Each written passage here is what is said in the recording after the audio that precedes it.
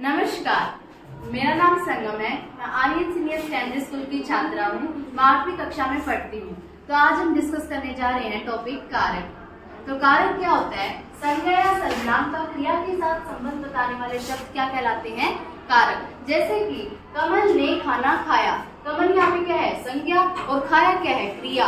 अब कमल का खाया के साथ संबंध कौन बता रहा है? ने। ये हमारा इधर क्या है? कारक। ठीक है, तो अलग अलग कारक के भेद होते हैं। तो आज हम भेद के बारे में पढ़ने जा रहे हैं। कारक के 8 भेद होते हैं। स्टार्ट।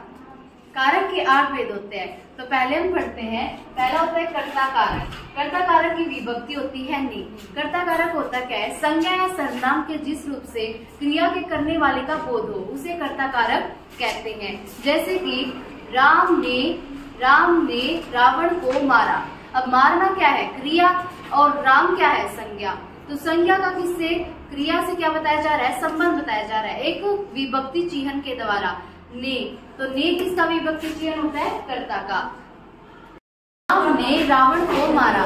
मारना क्या है? क्रिया। अब क्रिया के साथ संबंध बताया जा रहा है किसका? राम का। किसके द्वारा? ने विभक्ति चिह्न के द्वारा। अब मारा, अब मारना क्या है? क्रिया। अब किसने मारा? राम ने मारा। क्या इधर? कर्ता कारक। अब किंतु वर्तमान काल और भविष्य काल में जो विभक्ति चिह्न होते हैं वो हमें दिए नहीं होते। अब जैसे कि ये था राम ने रावण को मारा, ये तो भूतकाल है, इसमें हमारा ने विभक्ति चिह्न दिया हुआ है। तो इसको तो देख के पहचान लेंगे कि हमारा क्या है? कर्ता कारक। लेकिन जैसे कि सीता गीता पढ़ती है, तो पढ़ती है इधर क्या है? क्रिया। तो क्रिया से पहले कौन या फिर किसने लगा के प्रश्न पूछ सकते हैं, और जो उत्तर आने पर और जो उत्तर आता है वो हमारा क्या होता है? कर्ता कारक। जैसे कि सीता गीता पढ़ती है, तो कौन पढ़ती है? सीता। सीता हमारा क्या है? कर्ता कारक। अब कर्म कारक क्या होता है? जिस संज्ञा या सर्वनाम पर क्रिया का फल पड़ता है वह कर्म कारक कहलाता है। जैसे कि अध्यापिका ने बालकों को पीटा।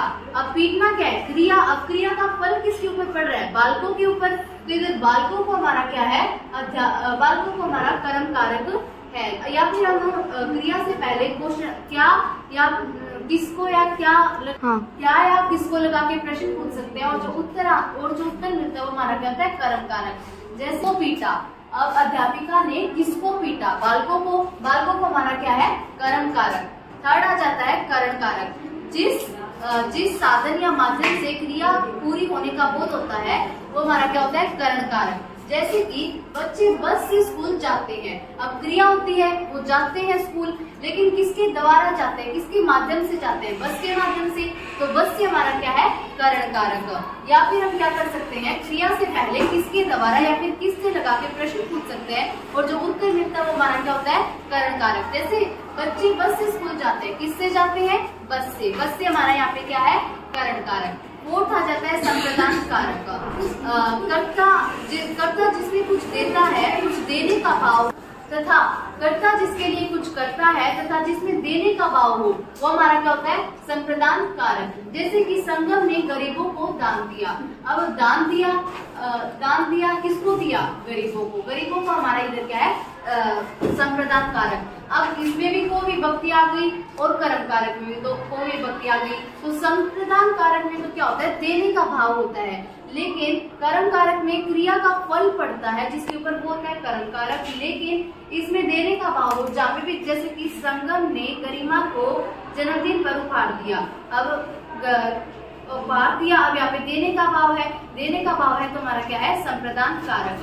जहाँ पे भी देने का भाव हो हमारा क्या होता है? संप्रदान कारक। जैसे कि माँ बच्चे के लिए दूध गर्म कर रही है, तो किसके लिए कर रही है? बच्चे के लिए। कर्ता जो है वो कौन है? माँ। और माँ किसके लिए गर्म कर रही है? बच्चे के लिए। तो बच्चे के लिए हमारा क्या है? संप्रदान कारक।